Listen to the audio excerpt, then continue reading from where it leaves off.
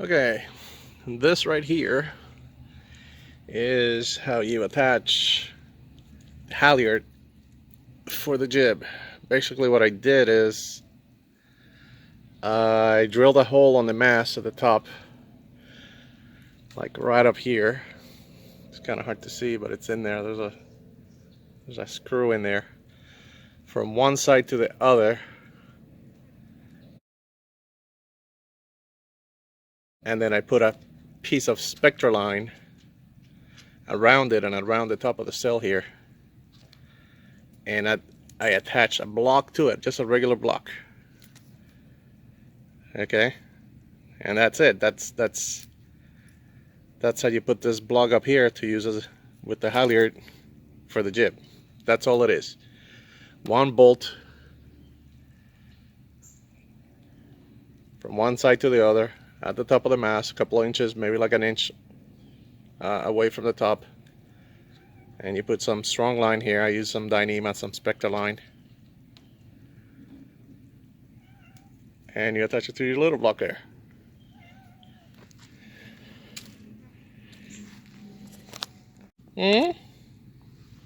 What is it, dude?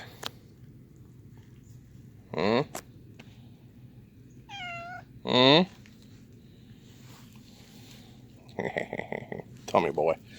All right, so yeah, that's it. And then to that you attach your halyard, and it goes down to the bottom of the mast, but right above the boom. And I'll show you that now. Okay, so this here is a gooseneck where you attach the boom, and right above it, about an inch above it, I attach this cam cleat. And this is where the other end of the halyard for the jib is. So basically you feed it through there and you loop it. You want it to loop because you don't want that line dangling right next to your boom. Otherwise, when you try to furl it, you have to wrap it around something. Otherwise you won't be able to furl the main, because the halyard will be on the way. And that's it. That's all you have to do on the mast. Cam cleat, and on the other end you put that bolt where you tie your block, and that's where you mount your halyard, and that's all you have to do on the boom, on the mast, I'm sorry. Okay, this is my head sail. This is the one that I've been using with the WindRider. It's Potter 15 Genoa. It's a furling Genoa. There's a furler right there. There's a furling line. There's the sheets. And I had to add this little piece of aluminum. It's like basically an extension to lift it up a little bit. Otherwise, it's just hard to see when you're sailing. It's a really small Genoa. And yeah, what I did is I drilled some holes in this piece of aluminum, and I mounted the furler to it, and that's about it. That's all I did with the Genoa. I'm using the Potter 15 Genoa because it's all I had. I mean, I had a few sails that I tested, and this is the one that worked the best for my needs, I guess. I also tried the WindRider 17 jib, and it works great. But I didn't want to put miles on that jib when I already had this one here. This one works really good. Okay, these are the blocks that I'm using to control the jib. I run the jib sheets through there, and basically this is just a strap, the loop strap that I made with I just put a grommet in there. That's all that's holding that together.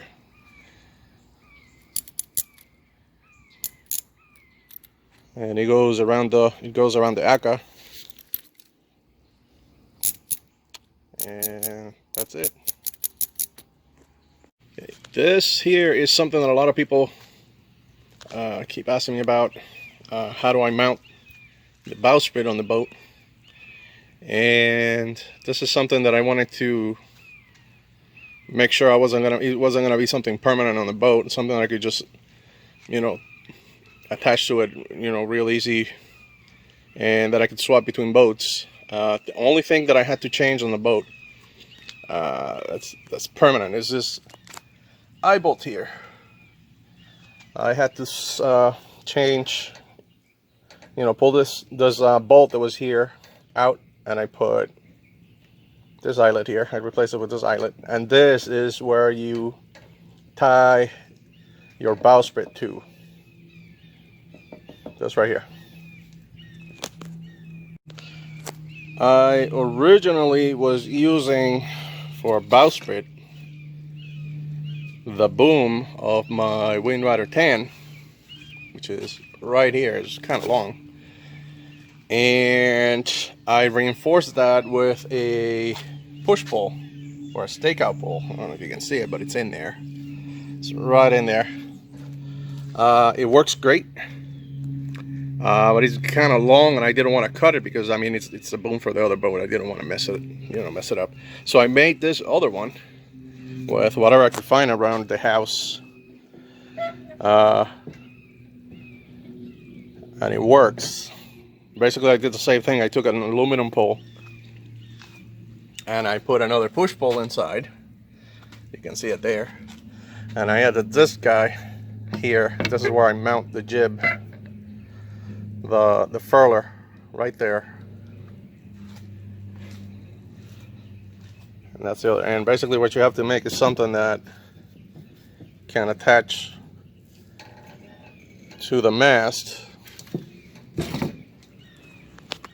and is long enough to accommodate your jib, whatever it is that you're using. And this goes there like that.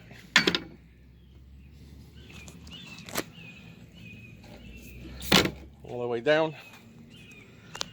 And what I do is I strap a line all around here, going back and forth to this cleat right here. Go around it, back and forth, back and forth.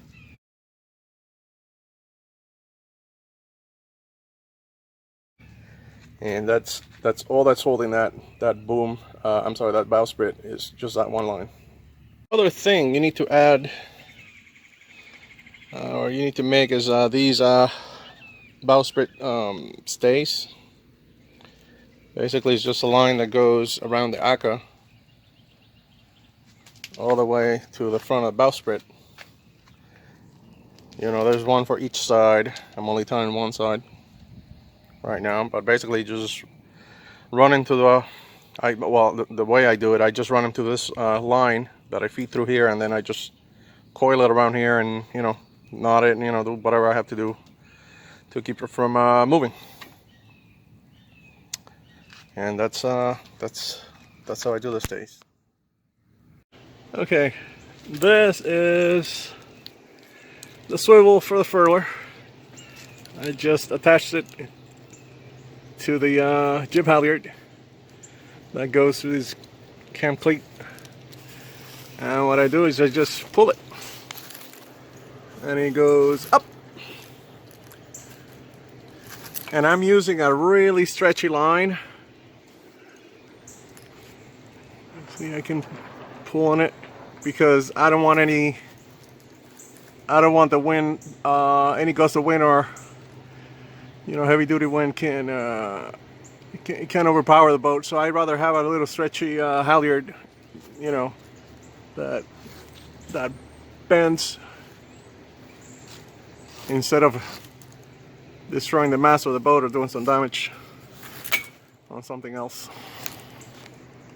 Okay, so now with the jib attached to the bowsprit, top attached to the swivel on the halyard, and cleated on the mast right there, all you have to do is pull on the jib sheets, and there it goes.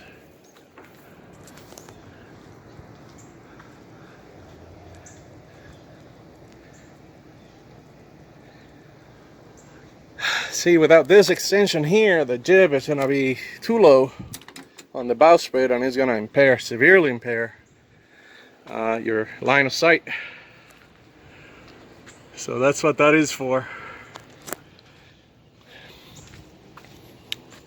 And then to furl it, just pull on the furler. That's it.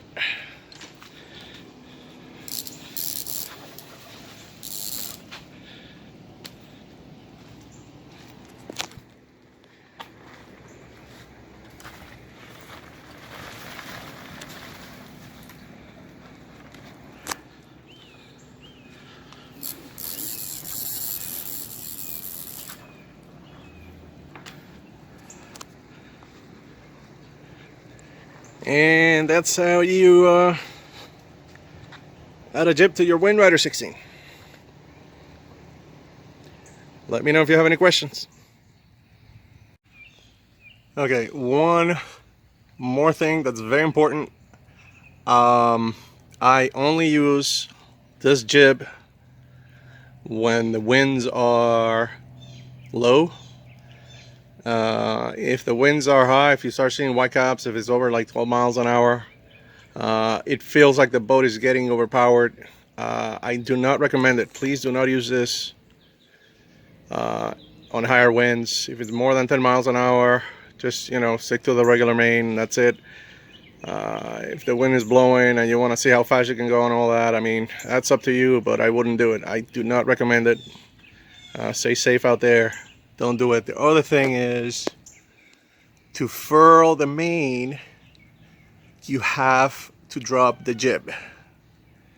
So if you're gonna furl the main, you need to drop the halyard, disconnect the jib from the swivel, and then you can furl the main.